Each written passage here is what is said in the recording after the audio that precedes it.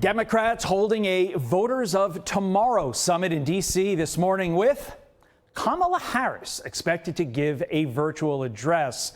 Other prominent Democrats that they're using to try and get the youth vote include Nancy Pelosi. She's set to give a speech as well, all as the party looks to sway younger voters after their 2024 election loss to Donald J. Trump. Political commentator Brilyn Hollyhand joins me now to discuss. Brilyn, great to see you here in person.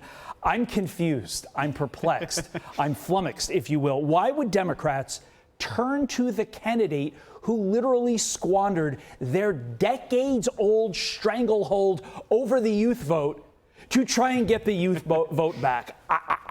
I don't get it. That's the question everybody's wondering this morning. Todd, good morning to you. Happy Friday. I appreciate the opportunity to be here in studio.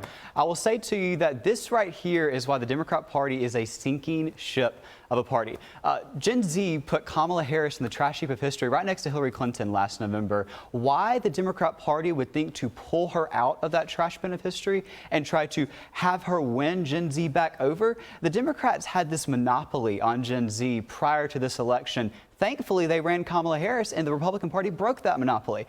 I have some advice for the Democrats this morning. Please run Kamala Harris again. Please keep paying her to give speeches. Please keep sending her to college campuses. We beg you. We would love to see a Kamala Harris-J.D. Vance matchup in 2028 because we would steamroll her. It would be a bigger defeat than we saw in 2024, and I would love to do that. It would make my job easier. Please, Democrats, please bring Kamala Harris out more. We would love to see her talk more about yellow school buses. I hear what you're saying about Kamala, and I definitely agree. I don't understand the choice. But I think the choice to then showcase Nancy Pelosi and Jamie Raskin is almost as concerning if I'm a Democrat as well, because let's be real. These are not the young people that the Democrat Party are going to, they're not young. And I look at individuals, like we had on the show, Jake Auchincloss. Now, you may not agree, Brilyn, with his policies, right? But he's young.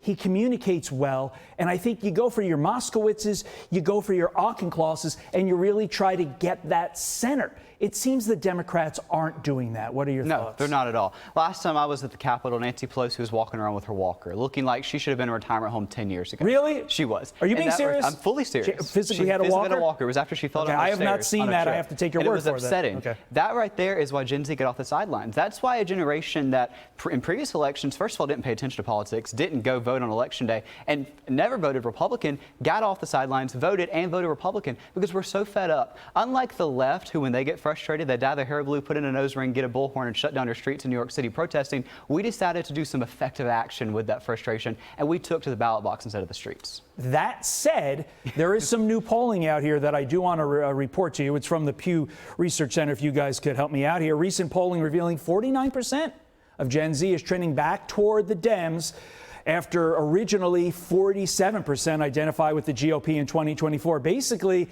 in a nutshell, that poll shows Republicans had a lead, and now they don't. Should Republicans be concerned with their command of the youth vote? Not at all. I'll say this. I've spoken on 20 college campuses this year alone, and that is completely false. I've seen the students. I am a student starting next week. I can say that this is the furthest thing from the truth.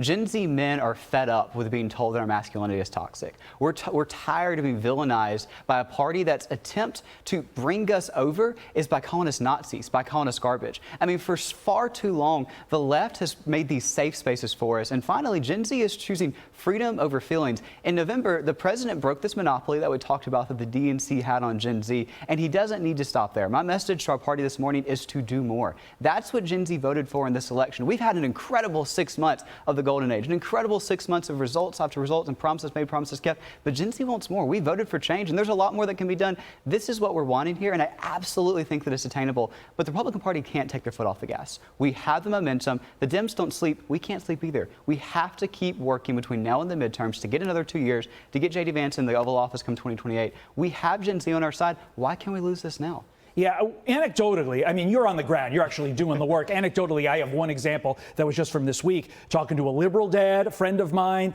in liberal Connecticut. He said his kids are all conservative, and that shocked me. I thought that was huge. Interesting. Speaking of being on the ground, you're going to college next month. You'll be on the ground at Auburn University. I am. War Eagle to you, sir. Good luck. Best of luck. Thanks for coming on the program. Wonderful weekend. I'm Steve Ducey. I'm Brian Kilmeade. And I'm Ainsley Earhart. And click here to subscribe to the Fox News YouTube page to catch our hottest interviews and most compelling analysis.